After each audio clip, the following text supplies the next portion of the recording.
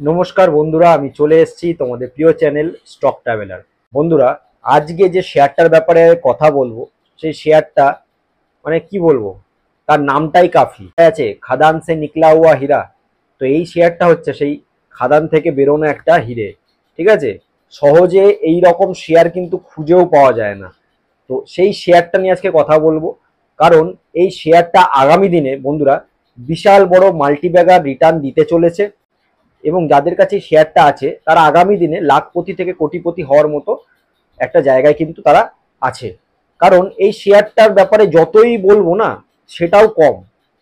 এবং আমার কাছে এই শেয়ারটার ব্যাপারে কিন্তু অলরেডি অনেক রিকোয়েস্ট এসছে যে দাদা এই শেয়ারটার ব্যাপারে কিছু বলুন, কারণ আমরা এই শেয়ারটাতে ইনভেস্ট করব কি করব না ভাবছি। তো আপনি কিছু বলুন। প্লাস অনেকে ইনভেস্টমেন্ট করে আছে, সেই ইনভেস্টমেন্টটা আর কতক্ষণ রাখবে কি রাখবে না সেই ব্যাপারেও তারা পরামর্শ চেয়েছে। তো আশা করছি আজকে তাদের আমি সকল উত্তর দিতে পারবো। ঠিক আছে, এটা সম্পূর্ণ আমার একটা পার্সোনাল একটা ওপিনিয়ন, আমি শেয়ারটার ব্যাপারে আমি বলবো।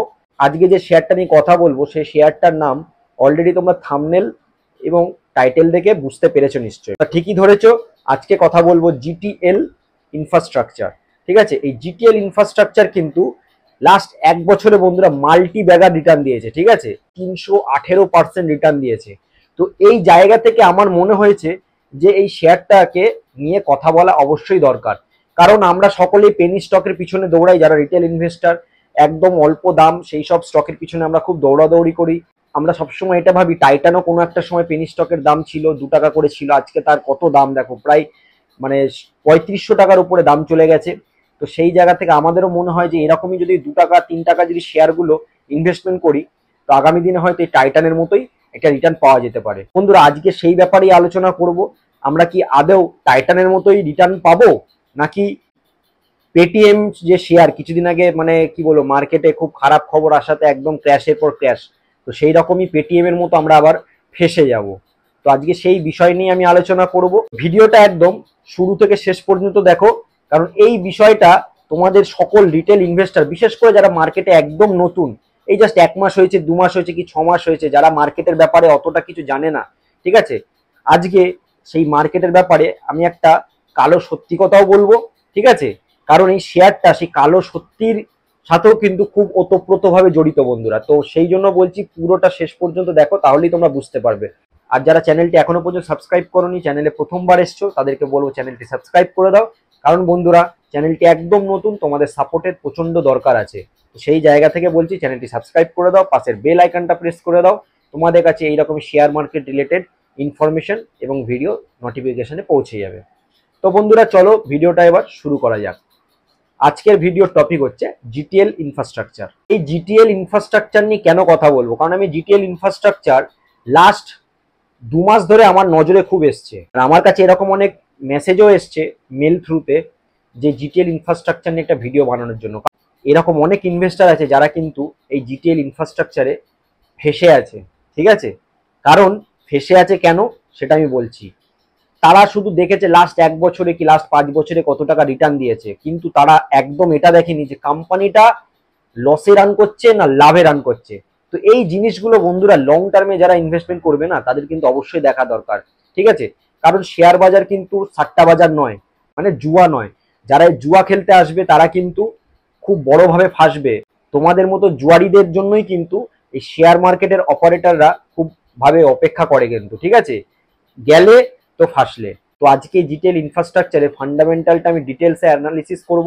তো তোমরা অবশ্যই পুরো ভিডিওটা দেখো, কিন্তু তাহলেই বুঝতে পারবে যে ইনভেস্টমেন্ট করা উচিত কি উচিত না, বা যারা ইনভেস্টমেন্ট করে আছো কিভাবে কি করবে, আগামী দিনে প্ল্যানিং কি আছে সেটাও তোমরা কিন্তু বুঝতে পারবে। প্রথমেই চলে আসবে জিটিএল ইনফ্রাস্ট্রাকচার কাজটা কি করে। জিটিএল ইনফ্রাস্ট্রাকচার আগেকার দিনে এই যে যত 2G 3G যে টাওয়ারগুলো হতো না, এই টাওয়ার কিন্তু ইনস্টলেশনের কাজ করে। ঠিক আছে, এই টাওয়ারগুলো বসানোর কাজ করতো এবং তার মেনটেনেন্সের কাজ করতো। এর গতিতে সবকিছুই চেঞ্জ হয়েছে। ঠিক আছে, সময়ের সাথে সাথে তার টেকনোলজি চেঞ্জ হয়েছে। 4G এসছে, 5G এসছে, আগামী দিনে 6Gও আসবে। তো সেই জায়গা থেকে কিন্তু জিটিএল ইনফ্রাস্ট্রাকচার কিন্তু আস্তে আস্তে আস্তে আস্তে তার ব্যবসা কিন্তু হারিয়ে ফেলেছে মার্কেট থেকে। ঠিক আছে, তার জায়গায় নতুন নতুন অনেক কোম্পানি এসছে, তারা ব্যবসা ধরেছে 4G 5G। বাট এই জিটিএল ইনফ্রাস্ট্রাকচার কিন্তু সেইভাবে আগের মতো আর ব্যবসা কিন্তু করতে পারছে না। তার যে মার্কেট ক্যাপিটাল বন্ধুরা, সেই মার্কেট ক্যাপিটালের থেকেও কিন্তু তার ধার দেনা মার্কেটে হিউজ পরিমাণে মানে বেশি আছে। ঠিক আছে, আমি বলছি কেন সেটা বুঝতে হবে। ঠিক আছে, কারণ সে যে ব্যবসাটা করে না, সেই ব্যবসা কিন্তু বর্তমান যুগে বা বর্তমান সময়ের সাথে কিন্তু সামঞ্জস্য নয়। মানে আগামী দিনে জানি না জিটেল ইনফ্রাস্ট্রাকচার নিজেকে চেঞ্জ করবে কি করবে না, কারণ এর প্রোমোটার স্টেকটাও খুবই হরিবেল। ঠিক আছে, কারণ প্রোমোটাররাই তো নেই। এই প্রোমোটাররা না থাকলে যে কিভাবে এই কোম্পানির ডিসিশন হবে, কারাই বা ডিসিশন নেবে, কোনো কিছুই বোঝা মুশকিল। মানে কোম্পানি কিন্তু পুরো একটা ঋণের দায়ে ডুবে থাকা একটা কোম্পানি। এই জিটিএল ইনফ্রাস্ট্রাকচারের যে বর্তমান মার্কেট ক্যাপিটাল আছে বন্ধুরা ৩,৮৮১ কোটি টাকা। ঠিক আছে, মানে ৩,৯০০ টাকার মতো। সেই জায়গায় এই কোম্পানির যদি আমি ধার দেনা দেখি, ধার দেনা মানে মার্কেটে ধার দেনা কত আছে, মার্কেটে ধার দেনা আছে বন্ধুরা প্রায় ৩,৯০১ কোটি টাকার মতো। তার মানে বুঝতে পারছো মার্কেট ক্যাপিটালের থেকে কোম্পানি ধার দেনাই অনেক বেশি। ঠিক আছে, তো কোম্পানি তোমাদেরকে প্রফিট দেবে কি? এই জন্যই অপারেটর গেম হচ্ছে, মানে উঠছে নামছে। লাস্ট 1 মাসের যদি তুমি চার্টটা দেখো না, তাহলে দেখবে এরকম করে উঠেছে, আবার এরকম করে নেমেছে, আবার এরকম করে উঠছে, কিন্তু আজকেও আপার সার্কিট মেরেছে। ঠিক আছে, তো এই যে এরম করে উঠে এরম করে নামে, ঠিক আছে, এটাকে পিরামিড বলে। ঠিক আছে, পিরামিডের মতো যে উঠছে নামছে, ঠিক আছে, এই পিরামিডের মধ্যে বেসিক্যালি বন্ধুরা কি থাকে, মানে আমরা তো পড়েছি ছোটবেলায় যে মিশরে সভ্যতায় পিরামিড করা হতো। সেই পিরামিডের মধ্যে কি থাকতো? মৃতদেহ। ঠিক আছে, কফিনে মৃতদেহ রাখা হতো, সেই মৃতদেহ এই পিরামিডের মধ্যে থাকে। তো পিরামিড স্ট্রাকচারটাই খুব ডেঞ্জারাস। ঠিক আছে, এরম করে উঠে আবার এরম করে নামে, আবার এরম করে উঠে এরম করে নামে। এই জায়গা থেকে কিন্তু যে টেকনিক্যাল চার্ট সেটাও খুব ডেঞ্জারাস অবস্থায় কিন্তু আছে বন্ধুরা। ঠিক আছে, তো যারা ইনভেস্টমেন্ট করবে করবে বলে ভাবছো, তারা কিন্তু আমি বলবো পার্সোনালি দূরে থাকো। ঠিক আছে, বাকিটা তোমার ব্যাপার। এরপরে চলে আসবো কোম্পানির যে বর্তমান শেয়ার প্রাইস চলছে বন্ধুরা ওই 3.5 টাকার মতো। ঠিক আছে, স্টকের পি 0। আচ্ছা, রিটার্ন অফ ইকুইটি 0%, মানে কোনো রিটার্ন অফ ইকুইটি নেই। আচ্ছা, আর্নিং পার শেয়ার সেটা আবার কি আছে? -0.53। ঠিক আছে, মানে বুঝতে পারছো কতটা ফান্ডামেন্টালি খারাপ একটা কোম্পানি। এরপরে চলে আসবো বন্ধুরা তার সেলসের রিপোর্টে। সেপ্টেম্বর সেলসের রিপোর্টে কি বলছে? সেপ্টেম্বর কোয়ার্টারে কোম্পানি সেল হয়েছিল 351 কোটি টাকা, ডিসেম্বরে 338 কোটি টাকা এবং মার্চে 331 কোটি টাকা। মানে কোম্পানির শেয়ারের প্রাইস এরকম করে উঠছে আর এরকম করে নামছে, কিন্তু কোম্পানির যে সেল মানে যেখানে রেভিনিউ আসার কথা সেই জায়গায় কিন্তু এরকম করে খালি নামছে, এরকম করে উঠছেও না, খালি নামছে। ঠিক আছে, তো একটা ডুবন্ত নৌকা, সেই ডুবন্ত নৌকায় চাপলে বন্ধুরা কি হতে পারে বন্ধুরা তোমরাই চিন্তা করো। যে একটা নৌকায় উঠেছে, সেই নৌকার কিন্তু ফুটো যেখান দিয়ে জল ঢুকছে অনবরত, তাহলে কি হবে? টাইটানিকের মতো অবস্থা হবে। ঠিক আছে, প্রফিটের দিকে যদি দেখি সেপ্টেম্বরে -170 কোটি টাকা, ডিসেম্বর কোয়ার্টারে আরো মানে খারাপ অবস্থা -195 কোটি টাকা, মার্চে আরো খারাপ অবস্থা -215 কোটি টাকা। মানে যেরকম সেল ঢুকছে নিচের দিকে সেই রকমই তার প্রফিট কিন্তু ওই যে ঘুড়ি যখন গোদ খেয়ে নিচের দিকে নামে আলটিমেটলি কি হয়? একদম নিচে নেমে গেলে ঘুড়ির মাথা ভেঙে গোদ খেয়ে ঘুড়িটাই ভেঙে যায়। তো এরকম এই ঘুড়ি গোদ খাওয়ার মতো অবস্থা হচ্ছে তার প্রফিটে। ঠিক আছে, মানে কন্টিনিউ ডিগ্রোথ।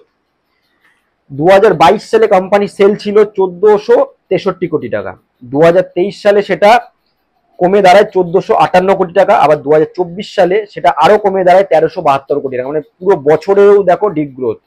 প্রফিট 2022 সালে -1475 কোটি টাকা, 2023 সালে -1817 কোটি টাকা, কিন্তু 2024 সালে -681 কোটি টাকা। মানে একটু মানে করেছে, যা হোক ভাবে কিভাবে করেছে সেই কোম্পানির লোকই জানে।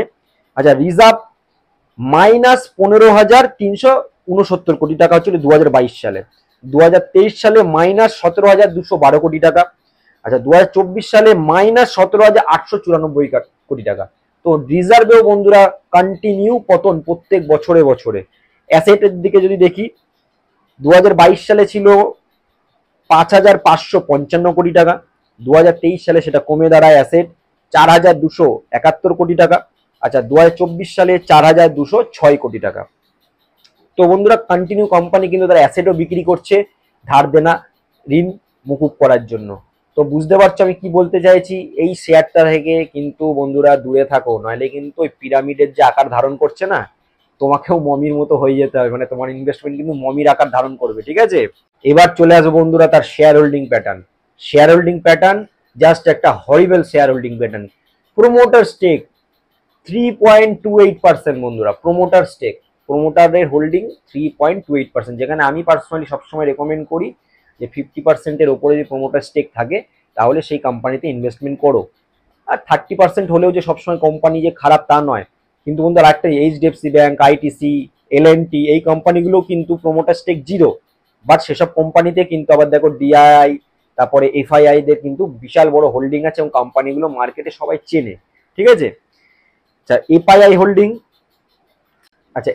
হোল্ডিং 0.17%। সেই এফআইআই তে আছে এলাম পার্ক ফান্ড লিমিটেড বলে একটা কোম্পানি। পার্ক ফান্ড লিমিটেড তার কিন্তু মানে মোটামুটি এই প্রফিট মানে এই মাঝে মাঝে দেখি ইনভেস্ট করছে, তার যে শেয়ার হোল্ডিং প্যাটার্ন দেখে তার আগের বছরের দিকে তুলনায় দেখলে কিন্তু বোঝা যায় যে এই শেয়ারের ইনভেস্ট করছে আবার প্রফিট বুক করে, যারা রিটেল ইনভেস্টার ফেসে যাচ্ছে তাদের থেকে প্রফিট বুক করে আবার এই কিন্তু বেরিয়ে আসছে, আমার ধারণা, জানি না আমি ঠিক। ঠিক আছে, আচ্ছা ডিআইআই মানে ডোমেস্টিক ইনস্টিটিউশন 42.18%। এইখানে বন্ধুরা একটা বড় খেলা আছে। ঠিক আছে, অনেক বন্ধুরা বলতে পারে দাদা ডিআইআই তে স্টেক কিন্তু 42% আছে, তাহলে তো কোম্পানিটা খুব ভালো। এই ডিআইআই স্টেকের মধ্যে তুমি ঢুকে দেখো না, তাই কিন্তু ব্যাংক এখানে জড়িত আছে। ঠিক আছে, দেখো সব ব্যাংকের ইনভেস্টমেন্ট আছে। ঠিক আছে, ঋণ নিয়েছে, সেই ঋণ হয়তো শোধ করতে পারেনি, এই ব্যাংকগুলো মাঝে মাঝে আস্তে আস্তে আস্তে আস্তে স্টেক বিক্রি করে কিন্তু বেরিয়ে আসছে। ঠিক আছে, এলআইসি আছে, তারপরে ইউনিয়ন ব্যাংক আছে, বিভিন্ন রকম ব্যাংক আছে, তোমরা দেখলেই বুঝতে পারবে। তো এই ব্যাংকগুলো কিন্তু আর থাকবে না, কারণ এই কোম্পানি কিন্তু অলরেডি একটা দেউলিয়া কোম্পানি। তো এই দেউলিয়া কোম্পানি থেকে নিজেদেরকে দেউলিয়া যদি না করতে চাও, তো এই দেউলিয়া কোম্পানি থেকে ভাই সকলকে দূরে থাকার আমি পার্সোনালি বলছি, কিন্তু এটা বাকিটা তোমাদের নিজের ওপর। পাবলিকের হোল্ডিং আছে 54.37%, মানে বুঝতে পারছো কত ডিটেল ইনভেস্টার এই শেয়ারটায় ফেসে আছে। এই শেয়ারটা আমার পার্সোনালি মনে হয় পাম্প অ্যান্ড ডাম্প সিচুয়েশনে আছে। ঠিক আছে, আমি পাম্প অ্যান্ড ডাম্প নিয়ে একটা ভিডিও বানিয়েছি, এটা একটা শেয়ার মার্কেটের, আমি বললাম প্রথমেই যে শেয়ার মার্কেটের একটা কালো তথ্য আমি তোমাদের দেবো। অপারেটর গেম চলছে বন্ধুরা এখানে, আমার এটা পার্সোনালি মনে হচ্ছে। তো এই শেয়ারটা থেকে দূরে থাকো, হাজার হাজার শেয়ার আছে মার্কেটে, ফান্ডামেন্টালি স্ট্রং শেয়ারে ইনভেস্টমেন্ট করো। ওভার ভ্যালুড স্টক থেকে একটু দূরে থাকো, কারণ ওভার ভ্যালুড স্টকে ইনভেস্টমেন্ট করলেই কিন্তু একটা সময় কারেকশন আসবে, তখন কিন্তু ব্যথা লাগবে বন্ধুরা খুব। ঠিক আছে, লসে রান করবে। তো ফান্ডামেন্টালি স্ট্রং, আন্ডার ভ্যালুড বা মোটামুটি ভ্যালু ঠিক আছে সেই সব স্টকে ইনভেস্ট করো সবসময় বলছি। এই জিটিএল ইনফ্রাস্ট্রাকচারের মতো বাজে পেনি স্টকগুলোতে একদম ইনভেস্ট করো না। আমি পেনি স্টক কাকে বলছে, রিয়েল যে পেনি স্টক ফান্ডামেন্টালি একদম যাচ্ছে তাই, তার ম্যানেজমেন্ট যাচ্ছে তাই, সবকিছুই যাচ্ছে তাই, তার কোনো প্রফিট নেই, সবকিছুতে ডিগ্রোথ, এটাকেই আমি বলি পেনি স্টক। তো আজকে আমি সেই পেনি স্টকটা নিয়ে কিন্তু একটা ভিডিও বানিয়েছি। তো বন্ধুরা এই জিটিএল ইনফ্রাস্ট্রাকচার নিয়ে অবশ্যই সকলকে বলবো দূরে থাকতে। লাস্ট 1 বছর বা 5 বছরের রিটার্ন দেখে একদম লোভে পড়বে না, কারণ এই স্টকটা কিন্তু পুরোটাই অপারেটর গেম চলছে। এই পিরামিডের মতো উঠবে, পিরামিডের মতো নামবে।